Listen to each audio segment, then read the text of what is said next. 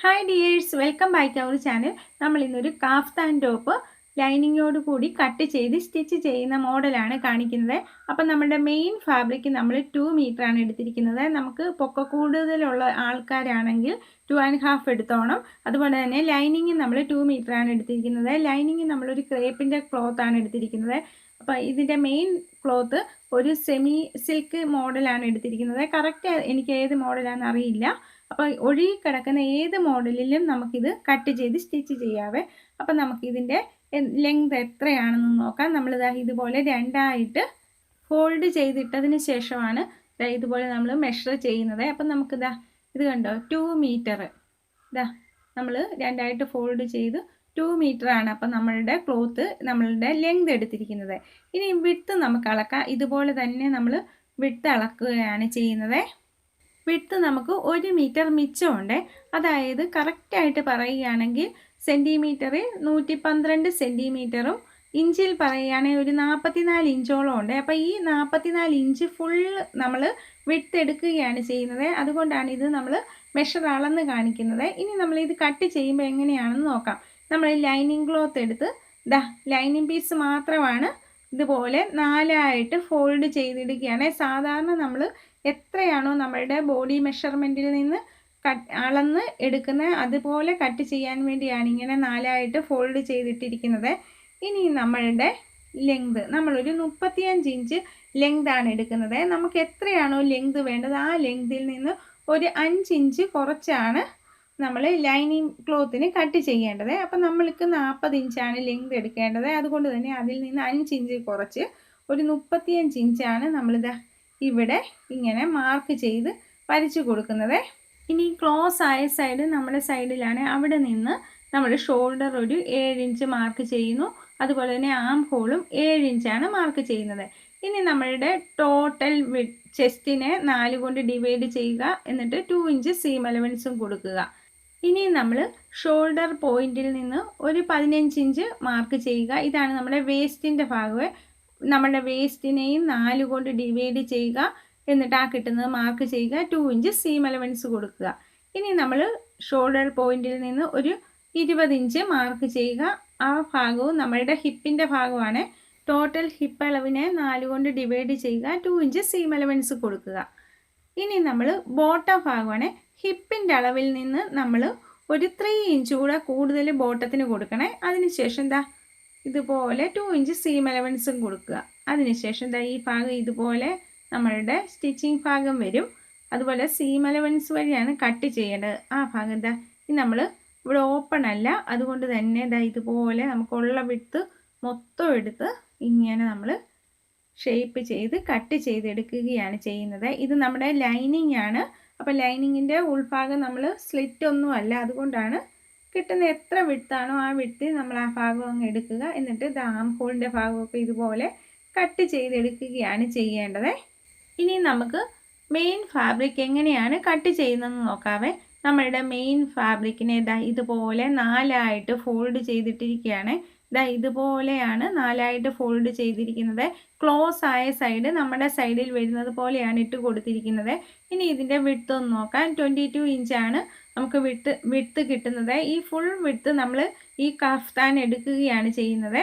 നമുക്ക് ലെങ്ത് 40 ഇഞ്ചാണ് കൊടുത്തിരിക്കുന്നത്.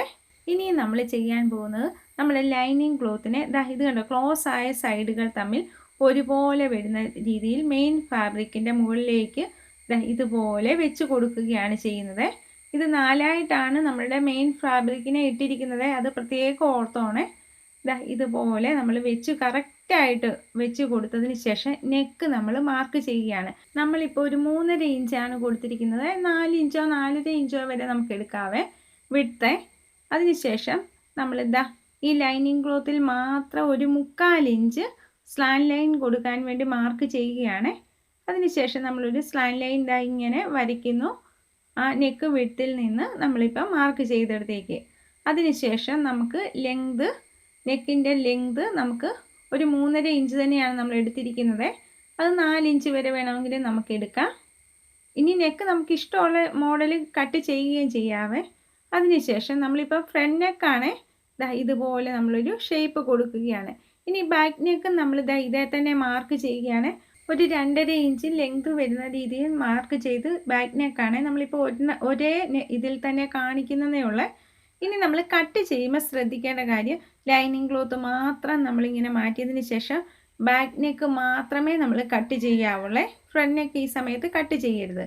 അതിനുശേഷം ഈ സ്ലാൻഡ് ലൈനും നമ്മൾ ഇതുപോലെ കട്ട് ചെയ്ത് എടുക്കുകയാണ് ചെയ്യുന്നത്. നമ്മുടെ മെയിൻ ഫാബ്രിക്കിൽ കട്ട് ചെയ്യാതെ വേണേ, അത് പ്രത്യേകം ശ്രദ്ധിച്ചോണേ. ഇനി നമ്മളുടെ മെയിൻ ഫാബ്രിക്കിൽ നമ്മൾ നെക്ക് കട്ട് ചെയ്യുകയാണ്. അപ്പം നമ്മൾ ശ്രദ്ധിക്കേണ്ട കാര്യം, നമ്മൾ ഒരു പീസ് എടുത്ത് മാറ്റിയതിന് ശേഷം നമ്മളുടെ ഈ ലൈനിങ് പീസ് ഇതുപോലെ സെയിം വെച്ച് കൊടുക്കുകയാണ്. എന്നിട്ട് നമ്മൾ ആ ബാക്ക് നെക്ക് കട്ട് ചെയ്തില്ലേ, അതുപോലെ കട്ട് ചെയ്ത് എടുക്കുകയാണ് ചെയ്യേണ്ടത് അതിൻ്റെ കറക്റ്റായിട്ട്. ഇനി നമ്മൾ ആ ബാക്ക് പീസ് അകത്തേക്ക് മാറ്റിയതിന് ശേഷം ഫ്രണ്ട് നെക്കിൻ്റെ ഭാഗം എടുക്കുക. എന്നിട്ട് ഇതേ സെയിം നമ്മളുടെ ലൈനിങ് ക്ലോത്ത് വെച്ച് കൊടുക്കുക. കറക്റ്റായിട്ട് വെച്ച് കൊടുക്കണം ഈ സമയത്ത്. അതിനുശേഷം ഈ മെയിൻ ഫാബ്രിക്കും ലൈനിങ്ങോട് ഒരുപോലെയാണ് ഫ്രണ്ട് പാർട്ടിൻ്റെ കട്ട് ചെയ്തെടുക്കേണ്ടത്.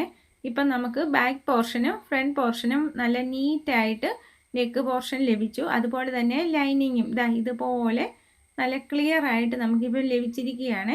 ഇനി നമുക്ക് ബോട്ടം ഭാഗം ഒന്ന് ക്ലിയർ ചെയ്ത് കൊടുക്കണം. അതെങ്ങനെയാണെന്ന് നമുക്കൊന്ന് നോക്കാം. ബോട്ടം ഭാഗം ഇത് കണ്ടോ, നമ്മളിവിടെ നമ്മുടെ ലൈനിങ്ങിൽ നിന്ന് നമ്മളൊരു 3 ഇഞ്ച് കൊടുത്തതിന് ശേഷം ഇതുപോലെ ഒരു കർവ് കൊടുക്കുകയാണ് ചെയ്യുന്നത്. ബോട്ടം നമ്മുടെ ഇഷ്ടത്തിന് കൊടുക്കാം. നമുക്കിവിടെ ഒരു കർവ് ലഭിക്കാൻ വേണ്ടി ഇതുപോലെ കട്ട് ചെയ്തെടുക്കുകയാണ്. അപ്പം നല്ല നീറ്റായിട്ട് നമുക്ക് ഇതുപോലെ ബോട്ടം ഭാഗം ലഭിക്കുകയും ചെയ്യും. ഇനി നമ്മൾ ലൈനിങ് ക്ലോത്തുമായിട്ട് നെക്ക് അറ്റാച്ച് ചെയ്തെടുത്തിരിക്കുകയാണ്. ഫ്രണ്ട് പോർഷനും ബാക്ക് പോർഷനും നമ്മൾ ഇതുപോലെ അറ്റാച്ച് ചെയ്തെടുത്തു. ഇനി നമ്മൾ ഷോൾഡറുകളെ തമ്മിൽ അറ്റാച്ച് ചെയ്യുകയാണ് ചെയ്യേണ്ടത്. അത് അറ്റാച്ച് ചെയ്യാനായിട്ട് ഇതുപോലെ നല്ല വശങ്ങൾ തമ്മിൽ ഇങ്ങനെ വെച്ച് കൊടുക്കണം. ഇത് കണ്ടോ, കറക്റ്റ് ഈ നമ്മളുടെ സ്റ്റിച്ചിങ് ഭാഗങ്ങൾ ഒരുപോലെ വരുന്ന പോലെ വെച്ച് കൊടുക്കുക. ഒരു പിൻ കുത്തി കൊടുക്കുന്നത് നല്ലതാണ്. അതിനുശേഷം നമ്മളിതാ ഈ ലൈനിങ് ഭാഗത്ത് നിന്ന് സ്റ്റിച്ച് ചെയ്ത് നമ്മളുടെ മെയിൻ ക്ലോത്തിൻ്റെയും ഷോൾഡർ ഭാഗം ഇങ്ങനെ സ്റ്റിച്ച് ചെയ്തെടുക്കുകയാണ് ചെയ്യുന്നത്. ഇത് നമ്മൾ രണ്ട് വശവും ഇതേ മെത്തേഡിൽ ഇതുപോലെ ചെയ്തെടുത്തിരിക്കുകയാണ്. ഇനി നമ്മൾ ചെയ്യുന്നത് ഈ ലൈനിങ് പീസിൻ്റെ ആം ഹോൾ ഭാഗം ഒരു 2 ടൈംസ് ഫോൾഡ് ചെയ്ത് രണ്ട് വശവും സ്റ്റിച്ച് ചെയ്തെടുക്കുകയാണ് ചെയ്യേണ്ടത്. നമ്മളിതാ ഇപ്പം ഇങ്ങനെ സ്റ്റിച്ച് ചെയ്ത് എടുത്തിരിക്കുകയാണ്.